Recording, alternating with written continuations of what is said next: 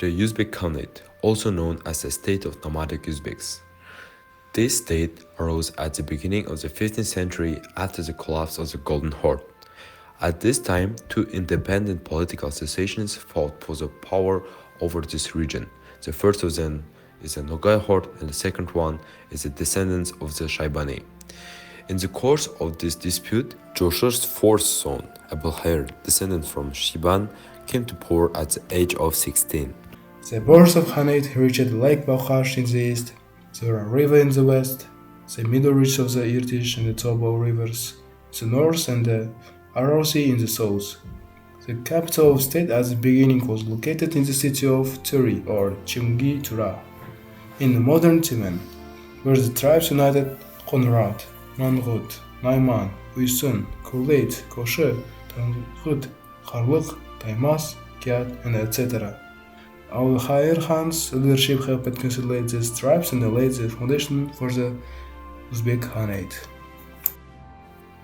Conquests of Abulhair Khan. Abulhair Khan began his conquests in the 30s of the 15th century. First of all, he defeated Mahmud Khoja Khan, a descendant of Shaiban, along the Tobol. He took advantage of the weakening of the Golden Horde and captured many lands along the Volga. In 1430, he captured Khorazm for a short time and looted the cities of Yassi, Otrar, Uskin, Sozak, and the Saganak on the slopes of the Sizara River and the Karatau, and made the Saganak the capital of his Khanate in 1446. In this capital, agriculture, animal husbandry, handicraft, and trading was well developed. In 1458, he attacked Samarkand and Bukhara and intervened in the internal political life of Timur's descendants in this region.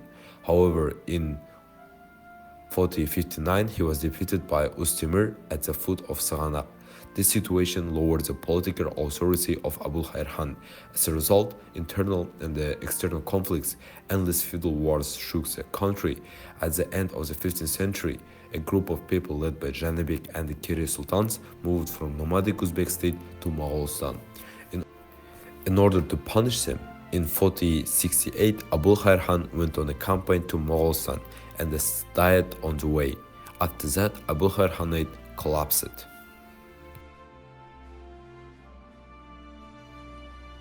Politics of Abulhair Khan. Even though he ruled the country for 14 years, Abulhair Khan couldn't stabilize the internal political situation of his state. The state was not ruled by one center and was divided into several estates, which were led by the Joshua family, including Iba Khan, Pirike Sultan, the descendants of Urus Khan, Janibek, and Kiri, and the others who constantly opposed Abulhair Khan. No matter how many lands Abulhair annexed during the wars, large feudal groups, clan heads, and the sultans didn't support him. The internal weakness of the state of Abulhair, the incessant quarrels between the Genghis dynasty, the desire of the sultans of nomadic clans and the tribes to separate themselves.